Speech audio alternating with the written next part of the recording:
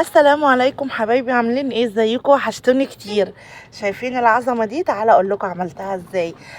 طبعا انا جبت هنا حله وحطيت فيها حبه زيت، وهطبخ فيها رز عادي جدا. بعد ما الزيت يسخن هنزل عليه بالرز بتاعي وهحط له الملح، وهفضل اقلب فيه لحد ما اسمع صوت التكتكه بتاعته. اهم حاجه التكتكه عشان ايه؟ يطلع معايا مفلفل وجميل. هفضل اقلب فيه اهوت. وبعد ما اقلب فيه واسمع صوت التكتكه هقوم حاطه له الميه بتاعته واسيبه لحد ما يشرب الميه، واوطي عليه بقى واسيبه يستوي مع نفسه خالص.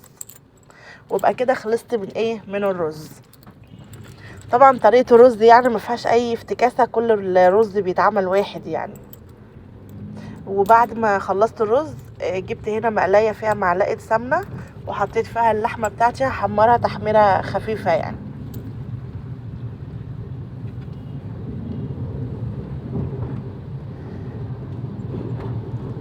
بعد ما اللحمه تاخد معايا اللون دوت هطلعها. المهم بس لو وصلتوا معايا لهنا ما تنسوش تعملوا لي متابعه وتعليق حلو بقى من تعليقاتكم الجميله ولايك، اعملوا لي لايكات كتير بقى. وبعد ما طلعت اللحمه جبت مقلايه تانية فيها زيت كتير، وكنت مقطعه العيش دوت مربعات صغيره، وهنزله في الزيت يتقلى. على فكرة العيش ده ما بياخدش وقت على النار، ما بيكملش ال3 او ال4 دقايق على النار، بيتحمر بسرعة قوي. فلما بتيجي تحمريه لازم اخده بالك منه. كده كان العيش خلص وطلعته، وجبت مقلاية حطيت فيها معلقة سمنة وحطيت فيها معلقة توم. بعد ما التومة تاخد معايا اللون الاصفر كده هنزل بالخل بتاعي، واحط ملح وفلفل.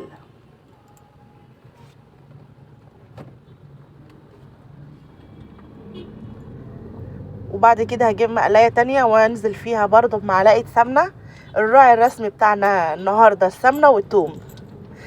بعد ما نزلت بمعلقة السمنة ومعلقة الثوم وشوحتها واخدت معايا اللون الاصفر، نزلت يعني بحبة يعني بربع معلقة خل زقنططة. وبعدين قمت نازلة بالطماطم بتاعتي وهسيبها بقى تتسبك، بس هحط لها ملح وفلفل وكمون. اظن الاكلة بتاعتنا النهاردة مفيش اسهل منها. كده الطماطم بتاعتي كانت اتسبكت، هطفي عليها بقى. وبعدين هجيب القارب بتاعي هحط العيش. تنسوش لو وصلتوا معايا لهنا تعملوا لي لايكات كتير بقى وتعليقات جامده بقى. انا عايزه كلكم النهارده تكتبوا لي في التعليقات اللهم صل وسلم وبارك على سيدنا محمد. بعد ما رصيت العيش هحط فوقيه الرز، وهرصص اللحمه زي ما انتم شايفين كده. وبعدين هنزل بالطماطم بتاعتي، صلصه الطماطم اللي انا عاملاها.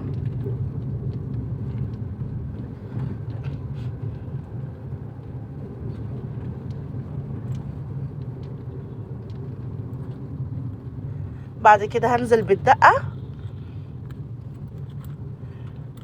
وبعد ما انزل بالدقه بقت هي كده معايا احلى فته ممكن تاكليها، وبألف هنا.